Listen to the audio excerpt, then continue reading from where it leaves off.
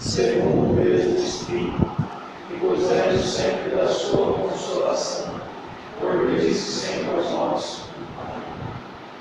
Peçamos então ao Espírito Santo para que nos dê nessa noite simplicidade no coração, para que nos dê nessa noite também ouvidos atentos, mente aberta, ouvidos preparados para podermos compartilhar a palavra de Deus, que para nós é dada com tanta graça, com tanto bem. Peçamos ao Espírito Santo para que nos conduza nessa noite para um momento de forte de santificação pessoal e comunitária, para que Ele nos dê a oportunidade de crescermos mais um pouco na nossa caminhada de salvação. Vinde, Espírito Santo, em nosso socorro, vinde dar-nos a Tua graça, vinde dar-nos a Tua misericórdia, vinde dar-nos o Teu amor, Espírito Santo, para que sejamos inteiramente Teus, inundados pelo Teu querer. Vinde, Espírito Santo.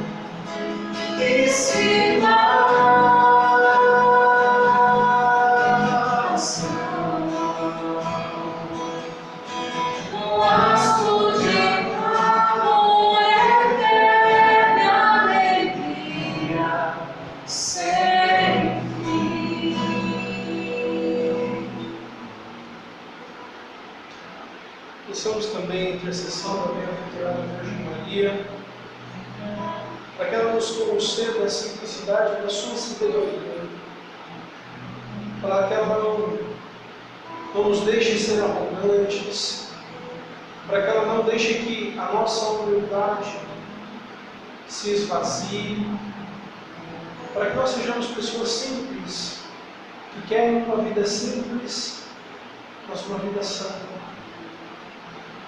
Maria possa rogar a Deus por nós, nos conceder nessa noite a oportunidade de servirmos como ela serviu, de amar como ela amou,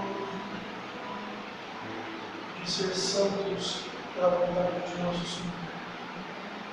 Rogai por nós, ó Virgem Santíssima, vinde em nosso socorro, vós também. uma grande graça que tem de orar a Deus por cada um de nós. Nos dá nessa noite a chance, ó Virgem Santíssima, de ser como tu fostes, de ser exatamente como fostes, Senhor. Simples, humilde, e sempre com a perfeição. Ajude-nos a ser Santíssima. Modelo de santidade, ajude-nos a ser assim. Ajude-nos.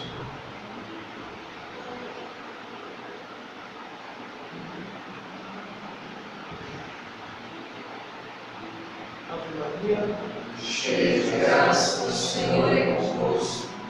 Bendita sois vós entre as mulheres, e bendito é o fruto do vosso ventre, Jesus. Santa Maria, Mãe de Deus, rogai por nós, pecadores, agora e na hora de nossa morte.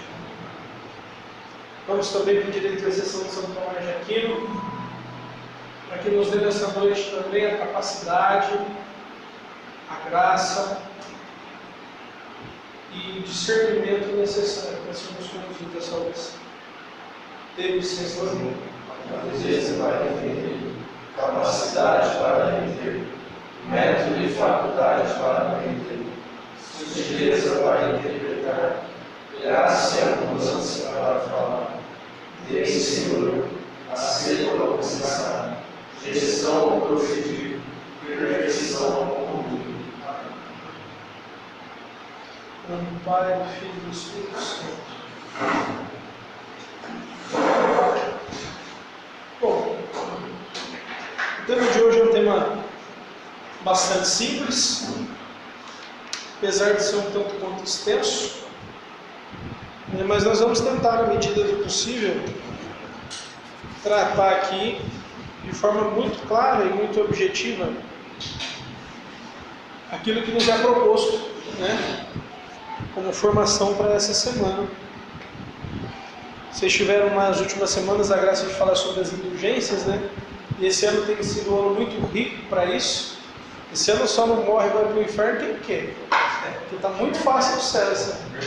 Eu até falei para minha namorada esses dias que eu queria passar um dia lá na porta da misericórdia, confessar que não vai tropeçar na porta da matriz, pronto. Direto para a glória celeste. Porque está muito fácil o céu esse ano, muito fácil. Não precisa nem passar no purgatório. E mais ainda, né, falando sobre a questão da misericórdia, né, nesse ano que o Papa convocou como ano jubilar da misericórdia, falar da dimensão da misericórdia numa sociedade extremamente relativista como a gente vive hoje é bastante difícil. Porque hoje a ideia que se tem de misericórdia é essa ideia de que a gente deve aceitar tudo, de que se pode tudo, Deus perdoa tudo, Deus nos ama como nós somos. E é um pouco difícil colocar na cabeça das pessoas, principalmente quando existem muitos membros do clero, né, dizendo o contrário, que misericórdia de Deus vem atrelada à justiça, necessariamente. Não existe misericórdia sem justiça, como não existe justiça sem misericórdia. São dois princípios da teologia da salvação que caminham juntos. Não tem como a gente dissociar uma coisa da outra. E eu creio que, infelizmente, para quem teve a oportunidade de ler a carta do ano jubilar do Papa, percebeu que isso não ficou muito claro, né, no que ele disse. Isso ficou meio que nas entrelinhas. E isso, infelizmente, abriu margem para muitos erros, né, de interpretação. De pessoas que se basearam simplesmente naquilo que foi escrito pelo Papa e esqueceram de procurar, em todo o resto do magistério da Igreja, compreender o que é misericórdia. Compreender o que é o grande valor da misericórdia. E eu acredito que não existe para nós sinal maior, né, exemplo maior de misericórdia do que aquela passagem do Evangelho de Jesus diante da mulher adulta. Pessoalmente, para mim, aquilo é a síntese do que é a misericórdia. Nós olhamos para a figura de Jesus diante de uma mulher pecadora, pega em adultério, e aí aqueles homens querendo condenar aquela mulher, Jesus diz aquelas palavras conhecidas, né? Quem não tem pecado que atire a primeira pedra. Só que eu acredito que aquilo que nós chamamos de rema, né, o ponto principal do texto sobre a misericórdia, é depois de tudo isso. Quando Jesus olha para ela e diz: alguém te condenou? Não, Senhor, ninguém me condenou, nem eu te condeno. Aí Jesus olhou para ela e falou o quê? Vai e volta a fazer tudo o que você fazia antes. Vai lá e faz. Né? E a interpretação que as pessoas têm hoje é exatamente essa. De que Jesus, diante do nosso pecado, nos diz para a gente voltar àquela velha vida, quando na realidade a misericórdia ela age, como o próprio nome diz, né? Em cima das nossas misérias. É aí que age a misericórdia de Deus. A misericórdia de Deus é essa capacidade que Deus tem de, apesar daquilo que nós somos, nos amar, mas acima de nos amar, nos querer santos. Né? É por isso que nós dizemos que Deus é amor, mas Deus também é justiça. Deus é justo. Deus é muito justo. E quando nós falamos de obras de misericórdia, eu acredito que uma coisa que tem que ficar muito bem fixada na nossa ideia é de que a misericórdia nós somos incapazes de praticá-la de forma individual. Necessariamente, a misericórdia deve passar pelo crivo de algo que seja maior do que eu mesmo, né? De algo que passa por mim, claro, mas que me leve a uma experiência que vá além de mim. E é por isso que nós sempre falamos de misericórdia, sempre de Deus para conosco e de nós para com os nossos irmãos. E as obras de misericórdia especificamente, vem nos falar dessa experiência de comunidade, né? De como nos santificar na vida comunitária. Eu acredito que esse foi o ponto pelo qual o Papa Francisco, que tanto fala da teologia do encontro, né, promulgou o ano da misericórdia. Justamente para que nós superássemos essa nossa individualidade e, saindo do nosso egoísmo, fôssemos ao encontro das pessoas. Né? E, sinteticamente, dizermos que, da parte de Deus, a misericórdia vem atrelada à justiça como sinais de salvação. E da nossa parte, agir através das obras de misericórdia é levar às pessoas esses mesmos sinais de Deus que nos transformaram, que transformaram a nossa realidade, que transformaram a nossa pessoa. As obras de misericórdia elas podem ser explicadas de forma simples como um levar as pessoas sinais de salvação para as suas misérias, para as suas chagas.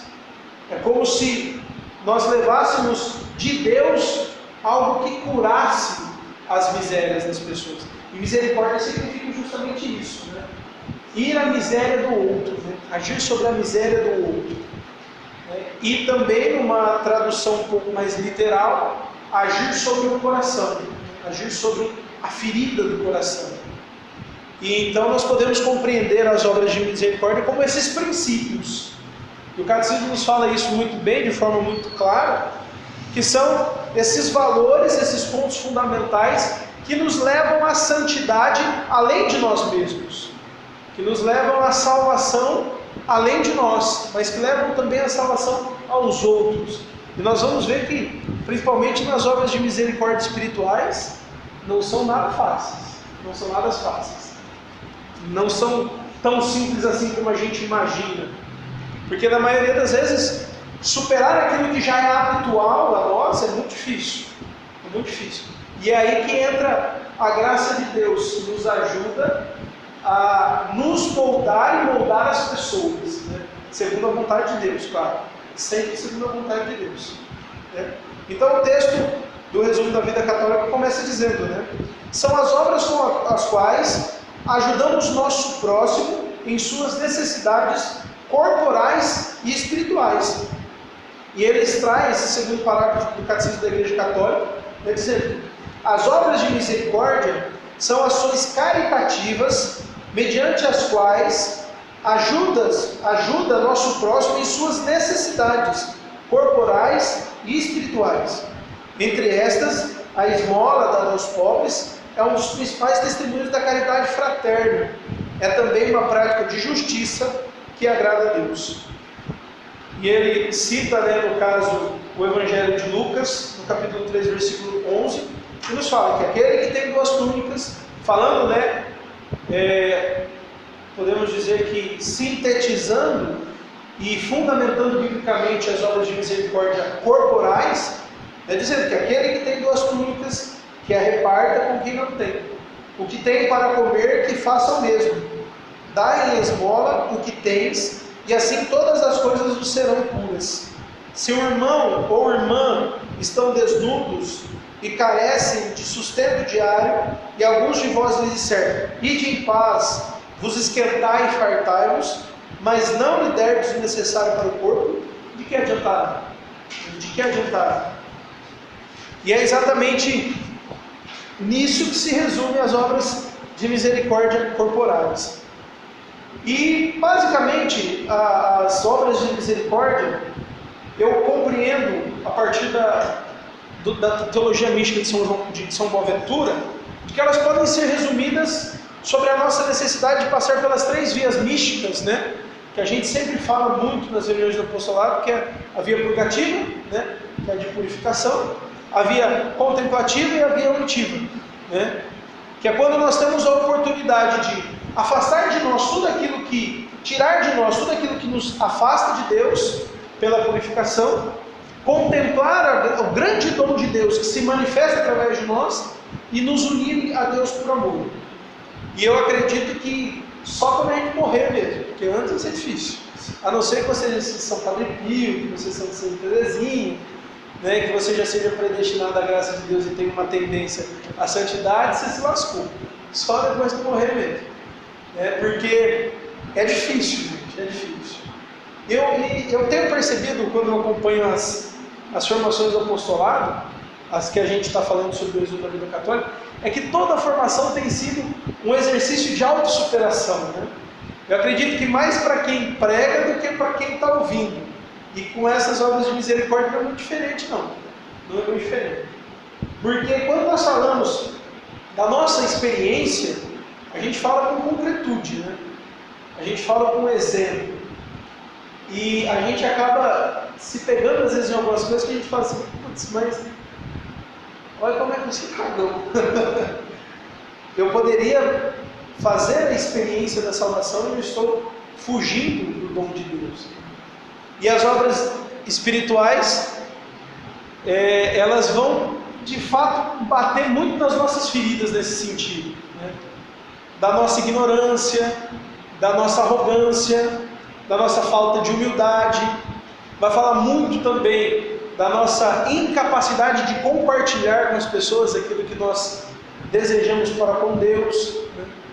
É uma experiência de, apesar de estar direcionadas às outras pessoas, elas vão agir diretamente no nosso coração, na nossa experiência de fé, e nos fazer alcançar um grau de despojamento que, como eu disse, só os santos hoje ainda depois de morrer para poder conseguir.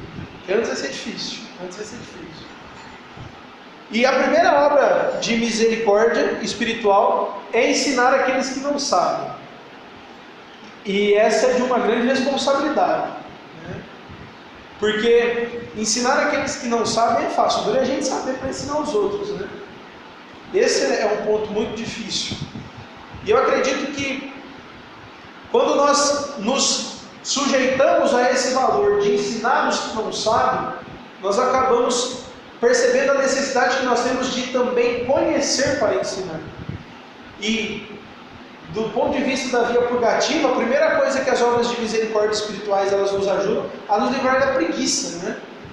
A preguiça que tanto nos impede de conhecer mais a nossa fé e de dar às pessoas a oportunidade de conhecê-la também. E quantas vezes a gente não é tomado pela preguiça? E eu tenho certeza que todos nós vimos aqui que uma das nossas, digamos, obrigações diárias é ler um livro de espiritualidade, o que diz a fé, o que fala a nossa fé. E aí o questionamento que a primeira obra de misericórdia nos faz é assim: nós temos abandonado a nossa preguiça e procurado compreender aquilo que Deus quer de nós e que nos é dado pela igreja e pela ação do Espírito Santo. Como nós temos feito esse exercício? E eu digo isso particularmente porque já faz uns 15 dias que eu não pego muito espiritualidade. E nós, como nós estamos aí? Nós estamos nos empenhando para poder conhecer a nossa fé e sendo humildes para poder propagar a nossa fé?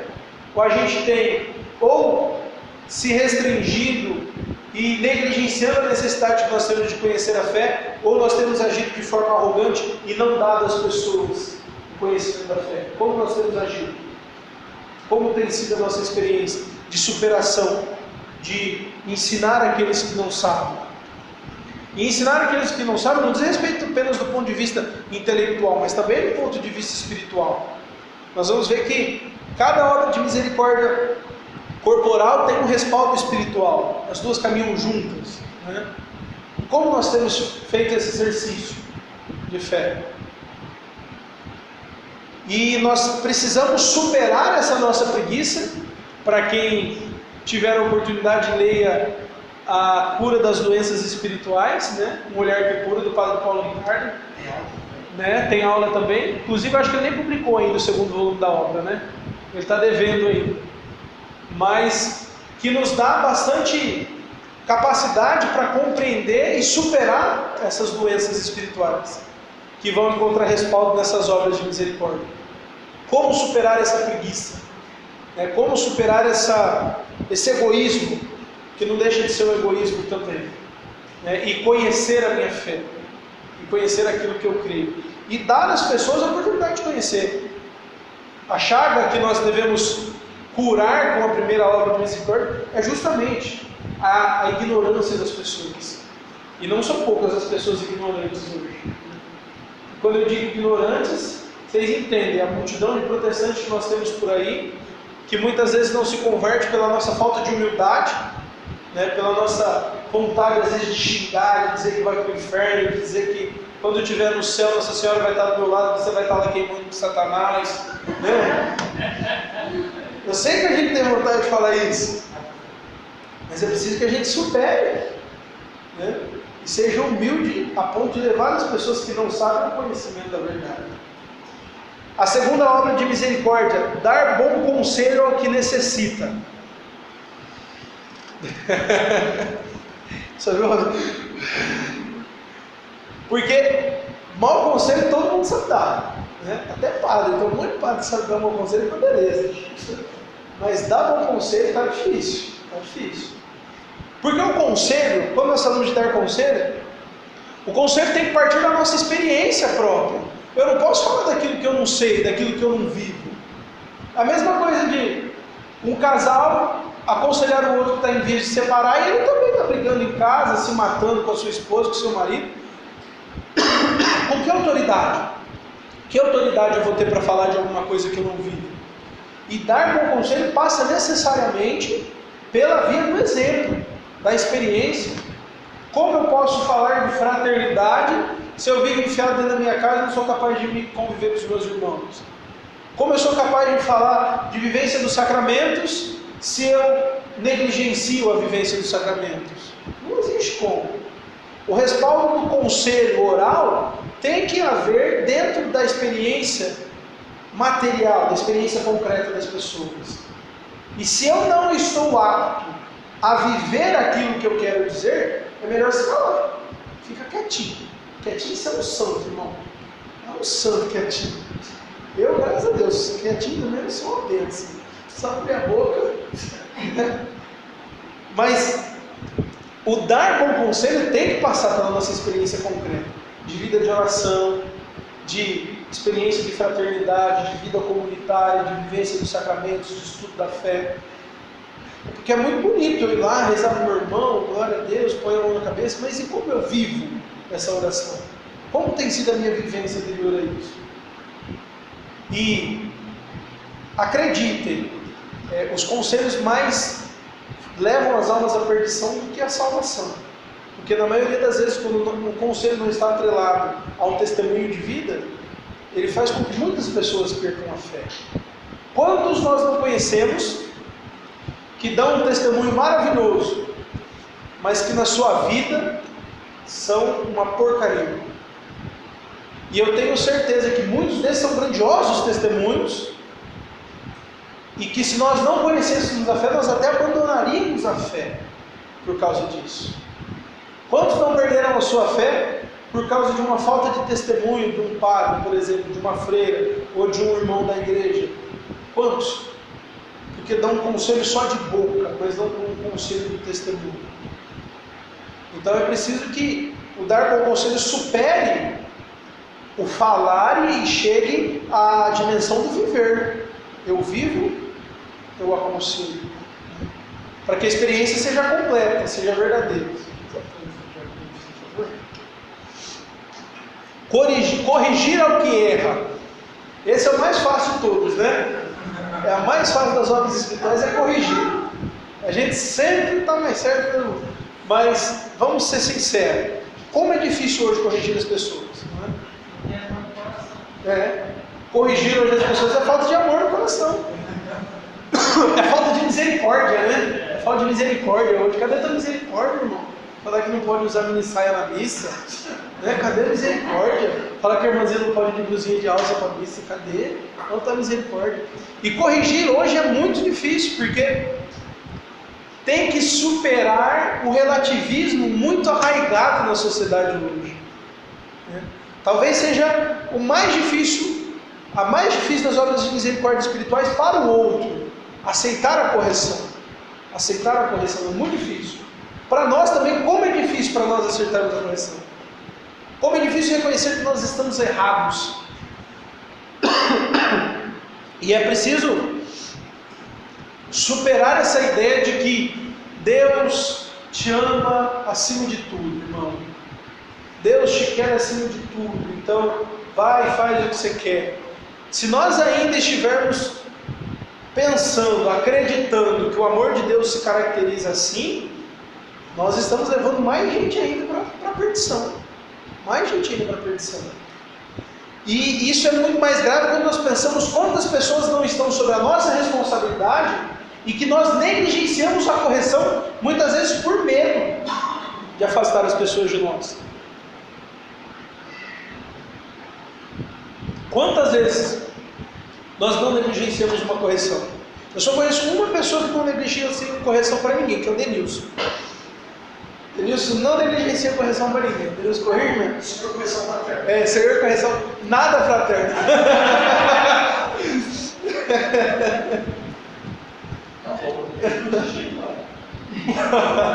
Mas é verdade. E nesse ponto, vou confessar, irmão, que eu te admiro muito. Porque às vezes a gente não tem coragem, não tem medo mesmo de falar, irmão, isso está errado.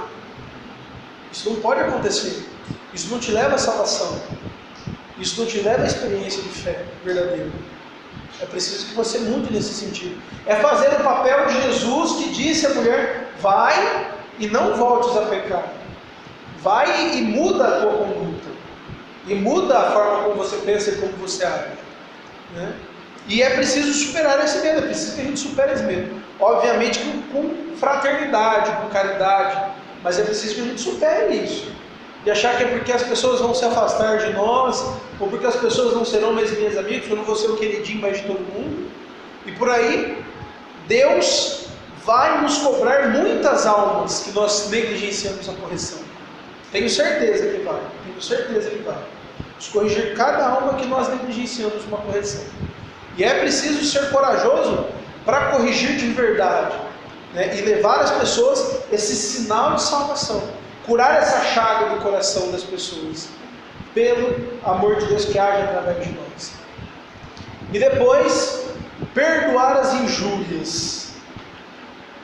A dimensão do perdão. E ainda mais perdoar a injúria, né? Vocês sabem o que é injúria? Injúria é quando a gente é acusado de uma coisa que a gente não fez. Isso é muito grave. Isso é muito grave.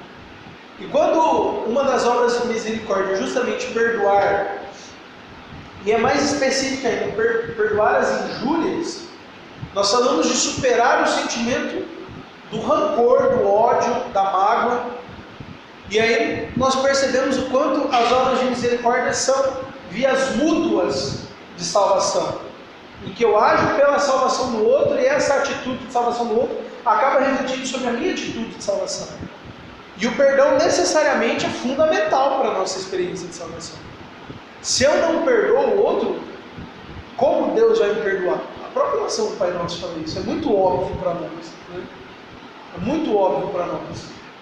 E é preciso ser muito forte para poder superar as mágoas principalmente daquilo que nós não somos e daquilo que nós não fazemos, para que nós sejamos alcançados por uma verdadeira misericórdia de Deus, por um verdadeiro amor que nos liberta não só de uma sociedade opressora, mas que nos liberta da nossa própria misericórdia, da nossa própria podridão. E o perdoar também alcança o outro do ponto de vista de que ele pode se libertar daquilo que ele pode estar se remoendo por ter feito contra nós.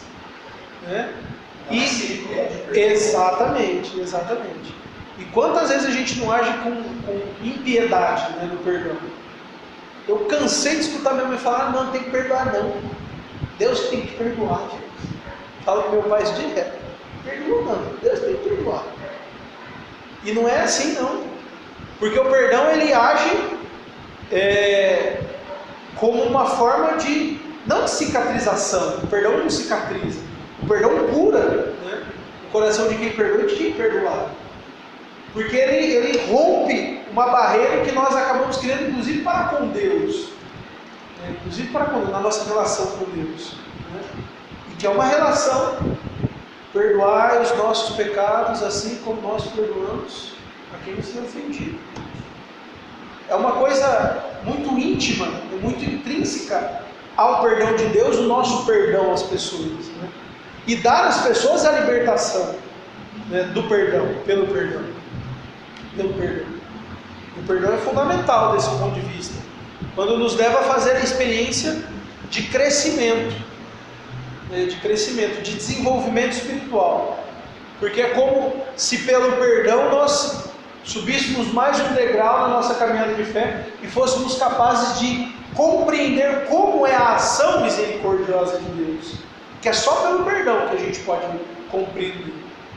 Por isso que é tão incompreensível assim a dimensão da misericórdia de Deus, porque a gente não consegue compreender uma atitude que deveria ser comum na vida comunitária. A gente às vezes não entende como Deus pode nos perdoar. Se a gente não entende como Deus pode nos perdoar, é porque a gente não tem feito o exercício do perdão. Não aquele perdão assim: eu te perdoo, mas não quero olhar na tua cara, viu? Fica aí. Que perdão é esse? O perdão é justamente a superação da mágoa. Se não houver superação da mágoa, não existe perdão. E é necessário, nós passamos pelo crivo do perdão para que a gente supere esse nosso egoísmo, esse nosso egoísmo, de ser incapaz de compreender também o outro. E consolar os tristes. A gente pode colocar aqui entre aspas: curar os depressivos. Curar os depressivos. Só não usemos porque eles escolhem ser assim, Deixa os Zemos sofrer um pouquinho. Depois a gente cura eles da tristeza.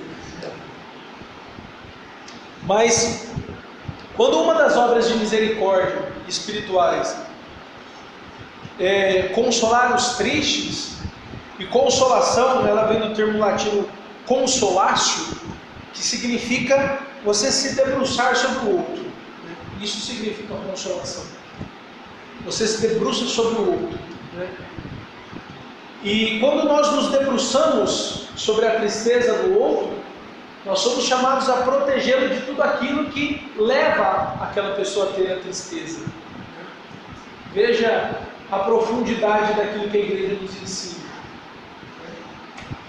São Boaventura, quando ele fala da mística, ele nos fala que a tristeza é como se uma nuvem, e até uma teologia hoje muito comum, só que ninguém sabe que foi São Boaventura que criou.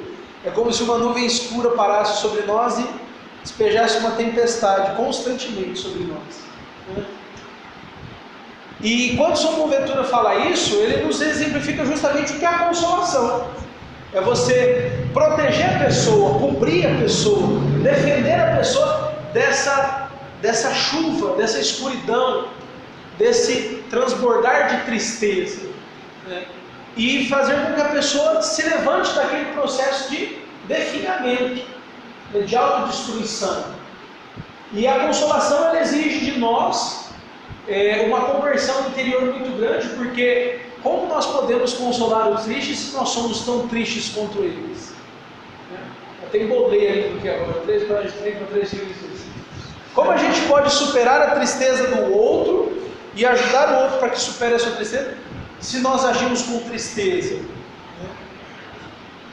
E então é necessário a conversão interior para que nós, apesar de tudo, sejamos realizados naquilo que nós queremos e naquilo que nós desejamos, a salvação.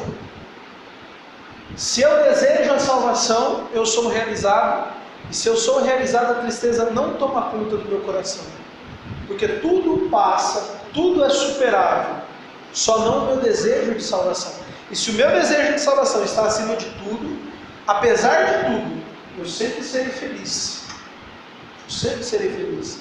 Somente assim, colocando a salvação acima de tudo, eu vou poder consolar as pessoas, me debruçar sobre as pessoas e deixar que essa minha realização, essa minha felicidade, seja proteção para as adversidades da vida dela, da vida do outro.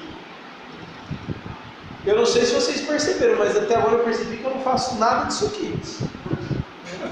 É verdade mesmo, é verdade mesmo. Porque às vezes a gente fala assim, consolar o triste, aí lá bater nas costas dele. Fala, não, irmão, não chora não, fica assim não, né? E não é só isso. Consolar a tristeza é muito mais, é fazer com que a pessoa reconheça que, apesar dos pesares, nós queremos algo que é muito maior do que aquele sofrimento que nós passamos. Isso é consolar. Isso é consolar. Não é dizer para o teu irmão, vai lá no psiquiatra, vai te dar um remedinho e você fica bom. Isso não é consolação. Isso não é consolação. Consolação é mostrar para as pessoas que a salvação de Deus está ali. E nós preferimos ficar remoendo os problemas do que nos rejubilar com a salvação que nos é dada. E perceba, vamos ser realistas. Qual que é a principal fonte de depressão hoje? Senão a falta de um sentido para a vida. Depressão é falta de sentido na vida. E o que leva as pessoas à tristeza é justamente não reconhecer na salvação que vem de Deus o seu ponto de firmeza, a sua satisfação. A sua satisfação pessoal. Então é preciso também que nós superemos esse nosso processo de, às vezes, suplantar a salvação. E quantas vezes nós fazemos isso, né? Quando nós deixamos de lado o primeiro mandamento, quando nós não amamos a Deus sobre todas as coisas, é preciso deixar de lado isso, colocar o primeiro mandamento acima de tudo e levar as pessoas a esse primeiro mandamento. Porque aí sim, o salmista já nos dizia, pode uma mãe esquecer o seu filho, mas eu não vos esquecerei. E isso é consolação. Isso é consolação. É muito mais do que a gente imagina que seja. E depois, sofrer com paciência os defeitos do próximo. Eu não falei nada, vocês viram espontaneamente. Isso aqui para os casais, irmão, é uma benção. Isso aqui tinha que ser tema de pregação em ECC, viu? Tinha que ser tema de pregação. Tinha que ser tema de pregação isso aqui. Porque essa eu acho que é a parte mais difícil, né? Por isso tem uns irmãos aí que tem vontade de cortar a cabeça fora, metralhar, né? É verdade, porque vocês já repararam que na maioria das vezes a gente implica com os defeitos do outro, que encontram respaldo nos nossos defeitos? E é por isso que é tão difícil assim aturar o defeito do outro. Porque é um defeito demais pra gente. Tem o meu e tem o teu, aí ferrou. Dois defeitos juntos, igual não dá, né? E a experiência da santificação, é por isso que Jesus disse que o reino do céu é dos mansos, né? Tem que ser muito manso para aguentar os defeitos do outro, né? E é justamente esse sofrer com os defeitos dos outros, não é simplesmente você aceitar o defeito. Porque aceitar o defeito é muito fácil. Você tampa os ouvidos aqui e faz de conta que você não está escutando nada. Está lá o defeito do outro, o outro se vira. Mas o sofrer com paciência é ajudar com que as outras pessoas também superem esses defeitos, né? Que encontram respaldo justamente aonde? Em mim mesmo, né? Às vezes, para vocês que são casados, né? Tua esposa tem aquela mania, você chega em casa, ela fala. Superar o defeito não é simplesmente tapar os ouvidos, você vai esquecer, né? Eu nunca me esqueço, quando eu era molequinho, assistia um seriado, que eu acho que aqui a maioria não assistiu, chama Eu, a Patroa e as Crianças. O cara ensinava uma receita 10. Você lembra, né? Você olha para tua esposa, põe a mão aqui e beleza. Supera tudo. Mas isso não é superação. Isso é aceitação. Aceitação é fácil. Difícil é você trabalhar o outro para o outro superar o seu defeito. E é justamente isso, sofrer com paciência, né? Porque na maioria das vezes, diante do defeito do outro, a gente coloca um defeito nosso maior ainda para fora, né? Então, diante do defeito da tua esposa de falar muito, você responde com o seu defeito de gritar, né? Diante do defeito do seu filho de ser muito entrão, você supera com um defeito maior ainda, com o defeito de agredir o seu filho. Não estou dizendo corrigir com os tapinhas, tá, gente? Isso aí pode. Mas sempre a gente vai superar os defeitos do outro, né, com um defeito maior ainda nosso. E isso não é sofrer com paciência. Sofrer com paciência é trabalhar a superação. Por isso que isso aqui, para mim, é terapia para casais. É terapia para casais. Porque é algo extremamente edificante. Quem conseguir fazer isso aqui perfeitamente vai para o céu.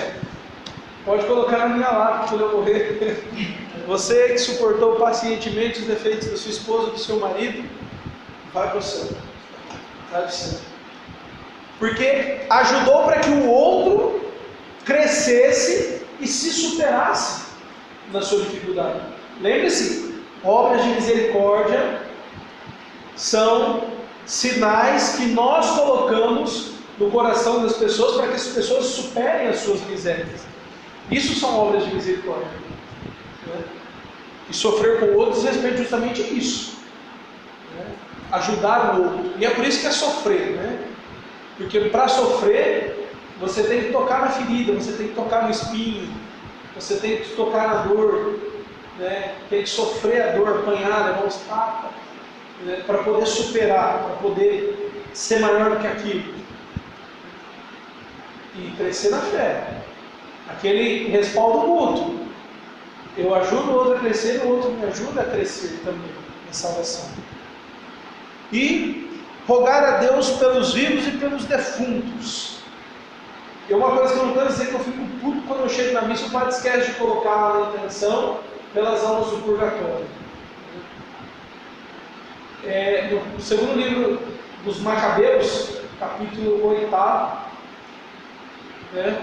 Todo mundo que recebe e-mail pode ver que essa passagem está lá no rodapé, em que os Macabeus nos ensinam que se não o maior, um dos maiores bens que nós podemos fazer às pessoas é rezar pelas almas dos mortos.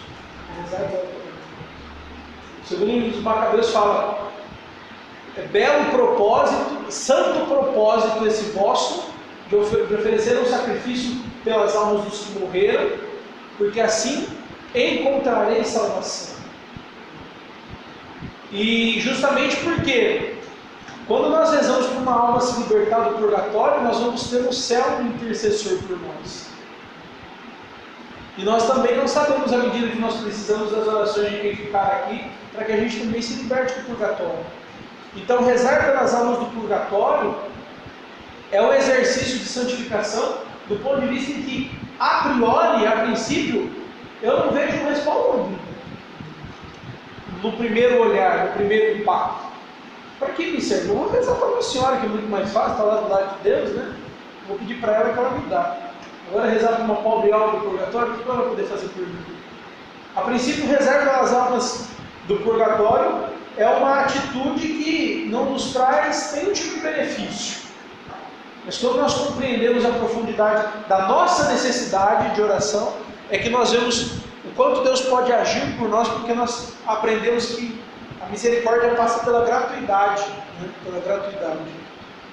De tudo isso aqui, se você pegar o catecismo, a partir do parágrafo 2, 4, 4, 7, Você vai ver que nenhuma das obras de misericórdia nos dá benefício direto, benefício claro. Ah, você faz isso que você vai ganhar isso, você faz isso que você vai ganhar aquilo.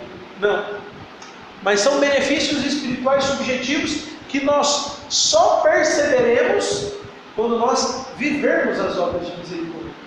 É que nós percebemos os grandes benefícios que nós recebemos das obras de misericórdia. E é importante a gente perceber esse processo de gratuidade, né? Aquilo que de graça foi dado, de graça dás, né? Não foi te dado uma boa para rezar, então reza e peça. E quando eu digo cobrar, não é cobrar diretamente, mas às vezes a gente tem aquele hábito de rezar de forma de barganha, né? Talvez não de forma tão clara como os Edir Macedo da vida, mas a gente fica assim: ai Senhor, se o Senhor me dá tal coisa, eu prometo que eu vou fazer aquilo. Meu pai sempre reza para a loteria, que se ele ganhar a loteria, ele constrói essa pistola. E a gente às vezes corre o risco de não crescer na fé justamente por causa desse processo de barganha. Nada que é dado de Deus é exigido de nós algo em troca, diretamente. Nada que Deus nos dá, Deus exige algo de nós.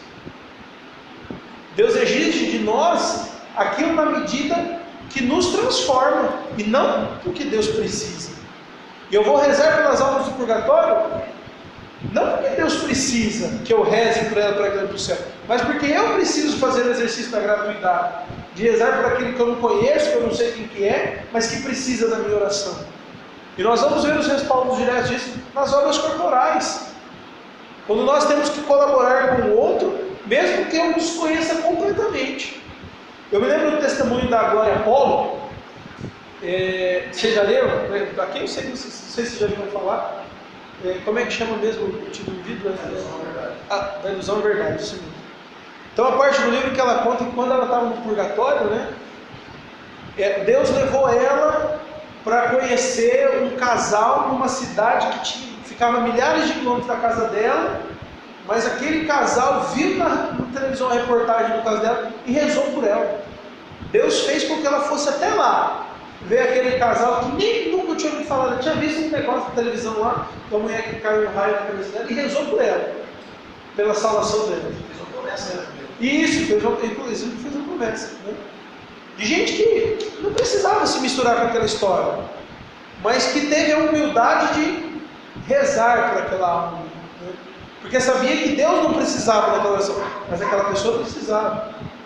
E agora eu estou tentando me lembrar, mas tem uma piada que era mística, agora do século XIX, que ela conversava com as almas do purgatório, né? Não era a Catarina Emerich, não, era a outra, agora me fugiu o nome. Ela conversava diariamente com as almas do purgatório, e as almas do purgatório falavam para ela,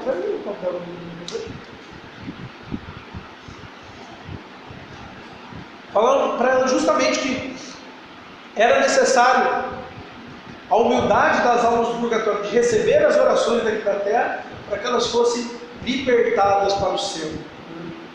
Que elas fossem libertadas para o céu.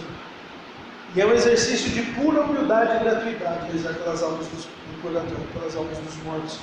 E também pelos vivos. Né? E também pelos vivos. Né? Porque é muito fácil a gente rezar pela esposa, pelo marido, pelo irmão, pelo filho.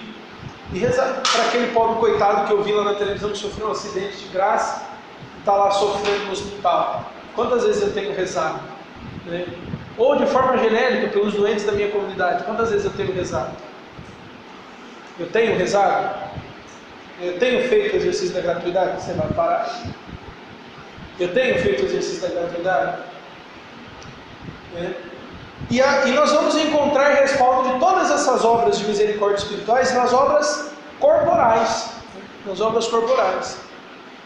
Nós vamos perceber que elas estão intimamente ligadas. A primeira obra de misericórdia corporal: visitar e cuidar dos enfermos.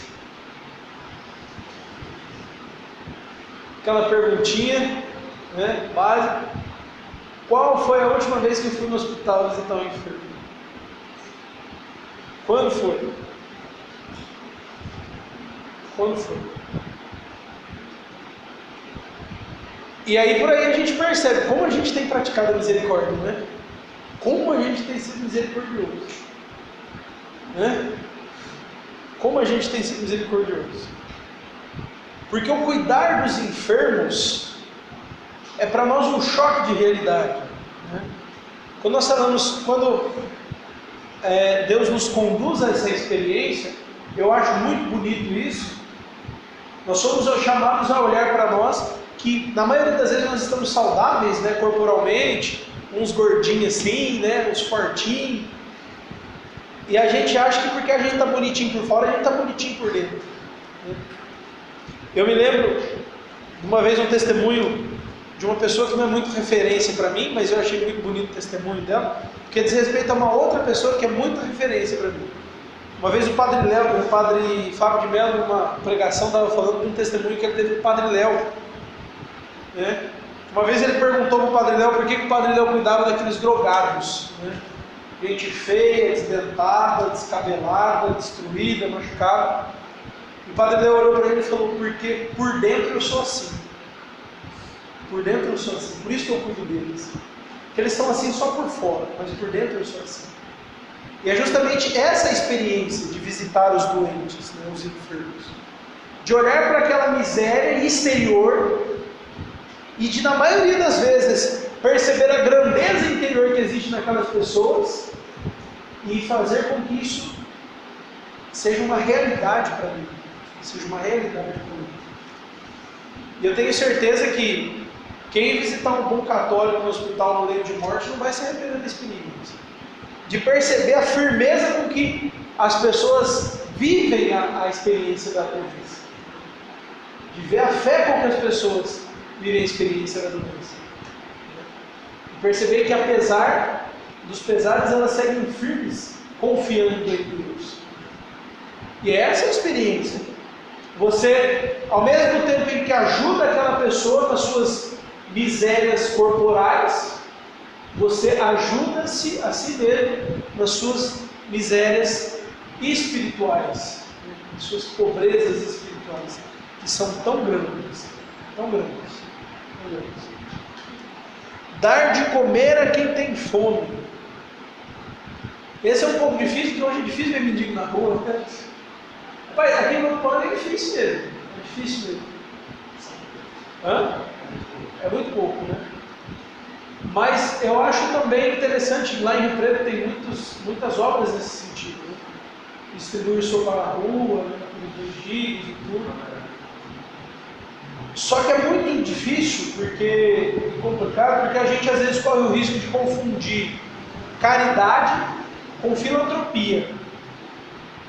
Isso é uma coisa muito delicada, porque filantropia até o demônio faz filantropia para comprar as pessoas, mas caridade só quem é de Deus para fazer. Porque filantropia é simplesmente você ir lá, dar o que a pessoa precisa e pronto, né? Por exemplo, as lojas maçônicas se consideram instituições filantrópicas, né?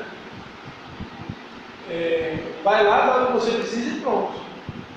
Agora, a caridade que nos fala as obras de misericórdia corporais, dar de comer a quem tem fome, ela vai além do simplesmente dar o que comer. Ela alcança o patamar do acompanhar a pessoa, né? E o dar de comer aqui não é também só no sentido da fome física, da fome do estômago, mas também da fome do coração, que nós encontramos aonde? No ensinar a quem é ignorante, mas muito mais do que simplesmente, toma um pão aí, come aí, é ajudar para que a pessoa supere aquela condição. E é difícil, gente, é difícil. É difícil porque, ao mesmo tempo que nós às vezes não temos capacidade para isso, nós não encontramos também pessoas dispostas a isso, né? A se transformar. Haja vista, por exemplo, aqui no Corão, vocês já ouviram falar daquela casa-abrigo que eu nem gosto de falar o nome dele, o Emerson Pereira fez lá, aqui pertinho, né, na São João, a mão amiga, fechou. Ele fundou uma casa ali só para acolher morador de rua, né? E fechou, porque o morador de rua ia lá, comia e ia embora. Ali ele dava emprego, dava casa, mas ninguém queria trabalhar. Só queria lá comer, beber e ter banho. Aí é fácil. Mas o dar o que comer é você assistir as pessoas. Isso, por exemplo, os vicentinos fazem isso de forma muito bonita, né? Tanto que eles não falam de simplesmente dar alguma coisa, mas são as famílias assistidas, né? Os vicentinos assistem as famílias nas suas necessidades. E ajuda a dar emprego, e ajuda com roupa, né? É muito bonito isso. E é preciso que nós também façamos esse exercício, para que a gente aprenda o que é humildade, né? E também para que a gente aprenda o que é despojamento, né? O princípio do despojamento, que é tão difícil, né? Se despojar dos luxos, né? Das facilidades de hoje em dia, para perceber que a miséria que existe em mim é muito maior do que eu imagino. Muito maior do que eu imagino. E dar de beber a quem tem sede. E para isso eu tenho até um testemunho de uma vizinha minha que todo dia, de manhã cedo, eu vejo ela sair na rua para dar água para os garis e para os coletadores de lixo. Todo dia de manhã eu vejo ela fazer isso. Todo dia. Ela sai com a garrafa na rua e fica lá esperando eles passarem para dar água para eles, para poder alimentar a sede deles. E é difícil porque a gente às vezes não tem humildade para poder conversar com o gari porque ele está fedendo suor. A gente não tem capacidade de se dobrar na miséria do mundo. E é preciso esse dar de beber, também entra dentro da dimensão do dar de comer. O próprio Senhor falou daqueles que, de quando eu fui visitado preso, de quando eu estava nu, de quando eu estava com fome, com sede. E é preciso que a gente tenha essa humildade o bastante para poder sair do nosso conforto, da nossa casinha, né? Da aguinha gelada que eu tenho que beber todo dia, e levar as pessoas esse conforto físico. E oferecer pousada ao peregrino. Os cruzados faziam isso muito bem, né? Faziam isso muito bem. Porque a Ordem dos Cavaleiros Templários, por exemplo, ou dos Hospitalários, era justamente, o carisma deles, né, era justamente ajudar aqueles que estavam em peregrinação à Terra Santa, né, protegê-los, proteger aqueles.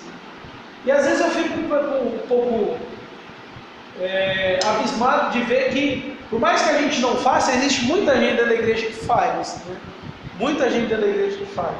Quantas instituições que nós não conhecemos de casas que acolhem pessoas doentes, né? Ou que recebem de fato os peregrinos que saem em missão, em caminhada. Isso é muito bonito porque nós acolhemos aqueles que não têm casa, ou aqueles que abandonam tudo pela sua fé. É por isso que a obra não fala especificamente dos que não têm teto, mas fala dos que são peregrinos. Porque ela está dizendo que nós temos a obrigação de acolher aqueles que saem caminhada pela sua fé, aqueles que estão lutando por aquilo que acreditam, né? Pela sua salvação, pela sua salvação. E é por isso que é tão necessário. Eu queria ter a oportunidade de acolher um peregrino na minha casa. Missionário. Um missionário. Missionário já acolheu um monte já. Quebrou a minha cama, né? Mas eu queria ter essa oportunidade para poder. E é interessante que entra nessa questão da dimensão do mútuo, né, da troca, né, de santificação. Que eu imagino que trocar a experiência com um peregrino de verdade deve ser uma coisa muito forte, muito forte. Nós vemos pessoas que se despojam de tudo para poder caminhar rumo a um ciclo maior da sua fé. Uma igreja, ou um lugar sagrado, né? Um lugar santo. Deve ser uma coisa de louco. Deve ser uma coisa de louco. Vestir os desnudos, principalmente as irmãzinhas que vai na igreja, né? Na campanha, vamos vestir assim, nós vamos. Campanha da fraternidade. Nós vamos ser taxados, né? De gente que não é misericordiosa, que é impiedosa. Mas vestir os desnudos, sabe aquela doida que fica lá na rua Amazonas? É isso, né? É cobrir as vergonhas dela, no sentido corporal e também no sentido moral, né? Porque muitas vezes as pessoas não conseguem perceber a sua nudez. Isso é doido por ter uma loucura, sei lá. E é justamente esse exercício de vestir o outro, né? E isso é muito exemplificado na Quinta-feira Santa, né? Quando o padre beija os pés, né, dos seus apóstolos. Jesus tira do seu manto para poder revesti-los, né, com o manto da salvação, com o manto do Espírito Santo que vai os conduzir à igreja. Então perceba que as obras de misericórdia corporais são mais espirituais do que corporais de fato, né? Muito mais. Redimir o cativo. Essa também é muito difícil, muito difícil.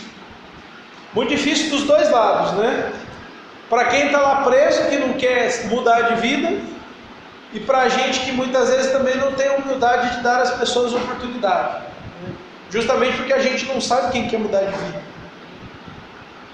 Mas eu conheço uma empresa em Rio Preto, do coordenador diocesano da pastoral carcerária, que a maioria dos funcionários da empresa dele são ex-detentos, né?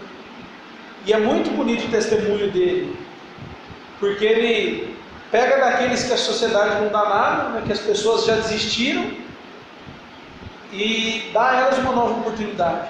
Mas é preciso também que os outros estejam empenhados a isso, né? Estejam empenhados a isso. Para que esse processo de ressocialização seja um processo autêntico, né? E não algo só virtual, né? Ou algo somente na imaginação, mas seja algo verdadeiro. E por último, enterrar os mortos. Enterrar os mortos. É até um pouco contraditório, né? Uma das obras de misericórdia seria enterrar os mortos, né? Quem se lembra daquela passagem do Evangelho que Jesus fala, né? Deixar os mortos que se enterrem, né? Só que ele fala, quando nós falamos de enterrar os mortos, nós falamos da dignidade das pessoas, né? Não simplesmente de enterrar o defunto, mas de dar às pessoas dignidade. E morto aqui a gente pode entender tanto do ponto de vista da morte corporal mesmo, de dar às pessoas uma dignidade mesmo depois de morte, como também da morte espiritual, né? De fazer os exercícios das obras de misericórdia espirituais e dar às pessoas a oportunidade de serem dignas espiritualmente. E é nesse ponto em que a última obra de misericórdia corporal ela é tão taxativa: enterrar os mortos. Enterrar os mortos. Cobrir-lhe, né, com a sua dignidade. Cobrir-lhe com a sua dignidade. E oportunizar, né, aquilo que talvez não tenha tido vida, mas que tem agora na morte, que é de ter dignidade. E eu queria terminar com a leitura do Catecismo,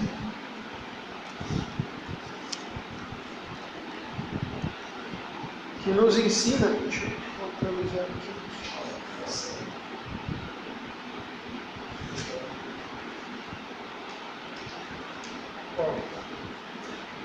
No último parágrafo, no 2448, mas na citação 786, que é uma passagem da vida de Santa Rosa de Lima.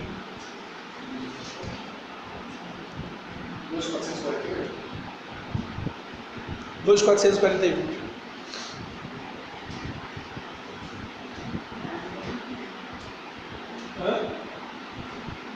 Parágrafo 2449, né? A citação 786.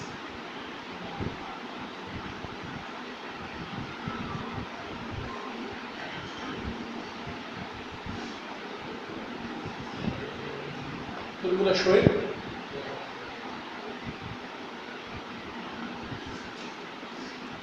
No dia em que sua mãe a repreendeu por manter em casa pobres e doentes, Santa Rosa de Lima lhe replicou: quando servimos aos pobres e doentes, servimos a Jesus.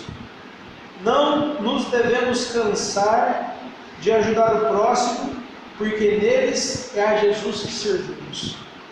E a última colocação que eu queria pôr é que, infelizmente, hoje nós somos aí contaminados, né, por uma ideia de que toda ajuda material, né, todo sinal de pobreza, ela foge do ponto de vista espiritual e tem que ter necessariamente um fundamento social, ideológico.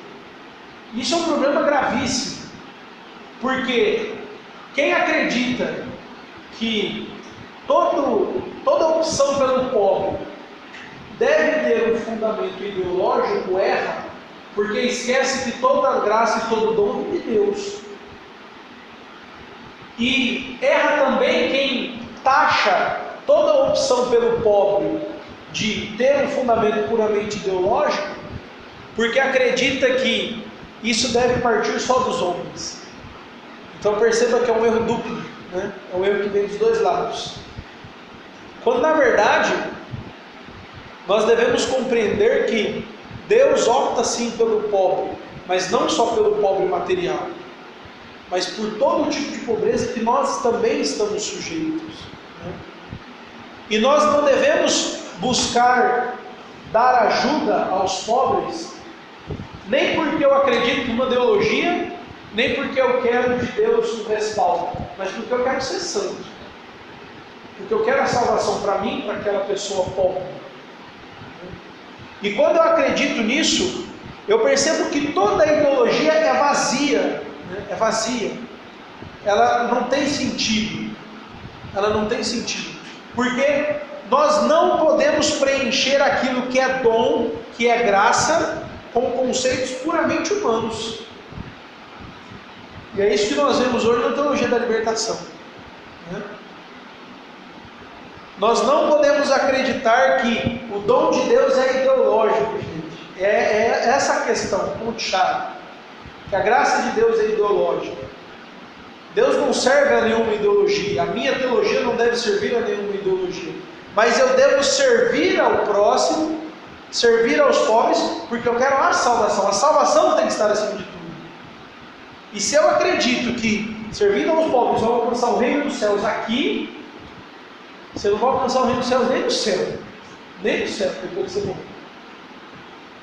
Porque não é a pobreza que torna as pessoas dignas. O que torna as pessoas dignas é a capacidade de olhar para o céu. É isso que torna as pessoas dignas.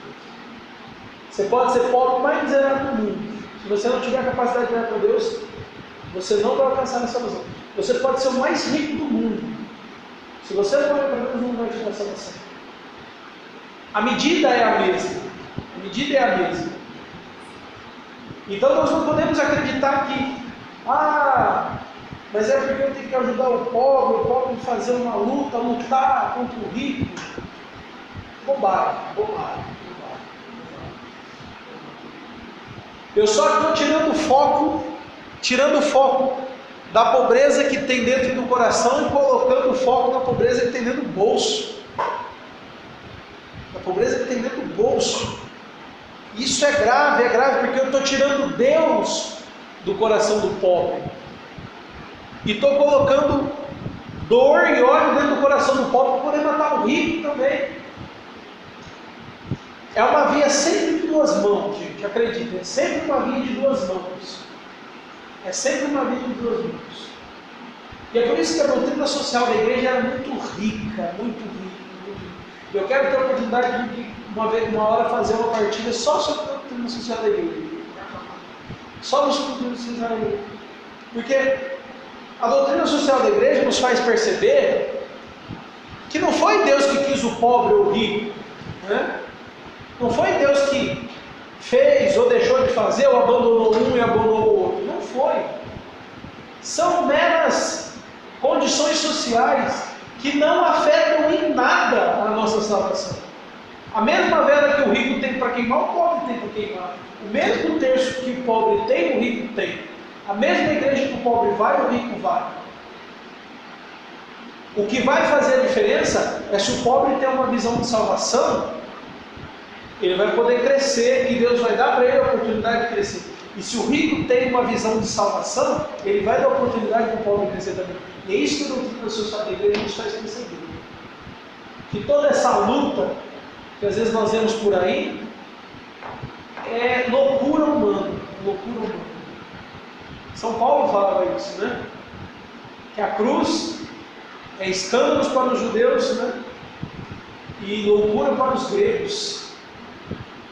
Porque toda a teologia baseada no sofrimento, seja físico ou seja espiritual, se ela não buscar a Deus, ela não tem sentido nenhum.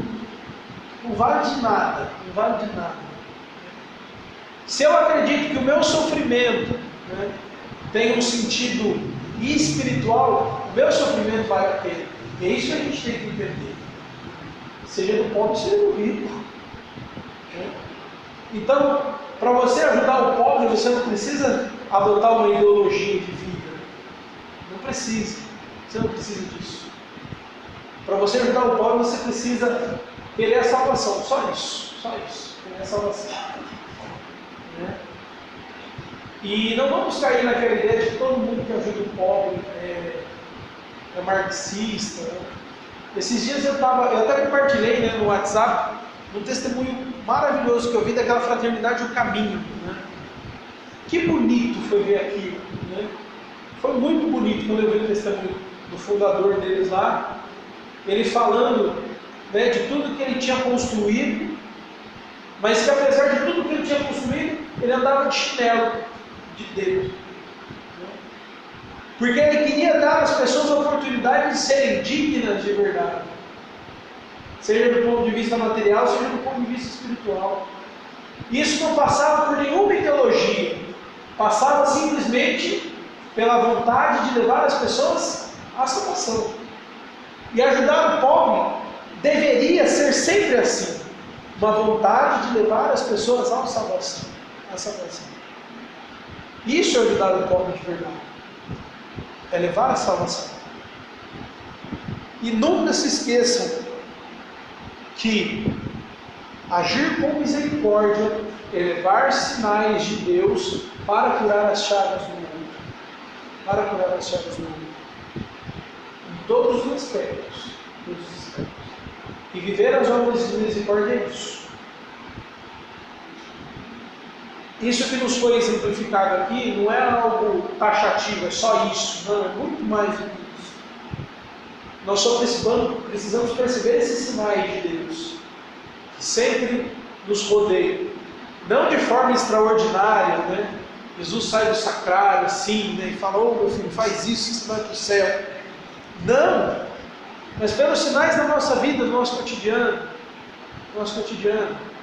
Sempre. Vou contar para vocês um testemunho pessoal. Lá onde eu trabalho, tem um rapaz, que ele é ajudante do mecânico, e ele é uma pessoa muito simples, muito pobre, só que ele é um evangélico daqueles que o pastor fez uma lavagem cerebral, né? Que ele prefere dever a alma a deixar de devolver uns 30% do dízimo dele. É o trízimo lá.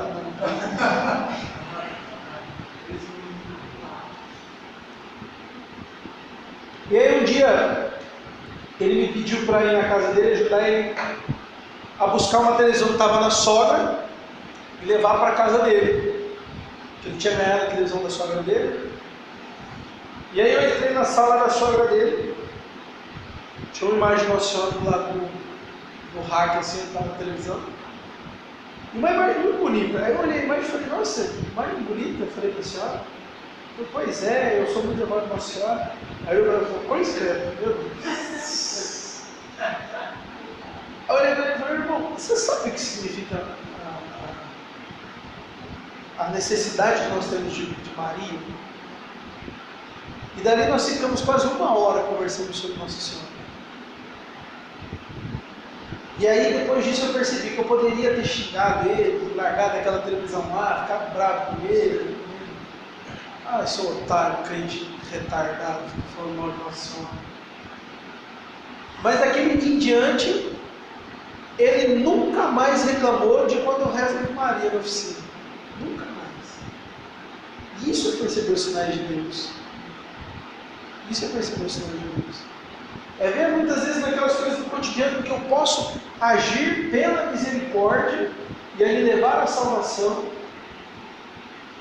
e levar os sinais de Deus para as feridas das pessoas. Ali eu tive certeza que não por mérito meu, mas por graça de Deus, eu curei ele daquela ferida que ele tinha, daquele nojo, daquela ojeriza de noção. Aquela ojeriza que ele tinha de noção, que não era dele, era o pastor que deu para ele, de graça. E isso é perceber os sinais de Deus, para agir com misericórdia. Para agir com misericórdia. Só que se o próprio catecismo nos fala, né? Se nós não estivermos abertos, a gente não vai conseguir perceber os sinais de Deus, a gente não vai conseguir agir com misericórdia. Não vai conseguir agir com misericórdia. Muito pelo contrário, né? Muito pelo contrário. Amém?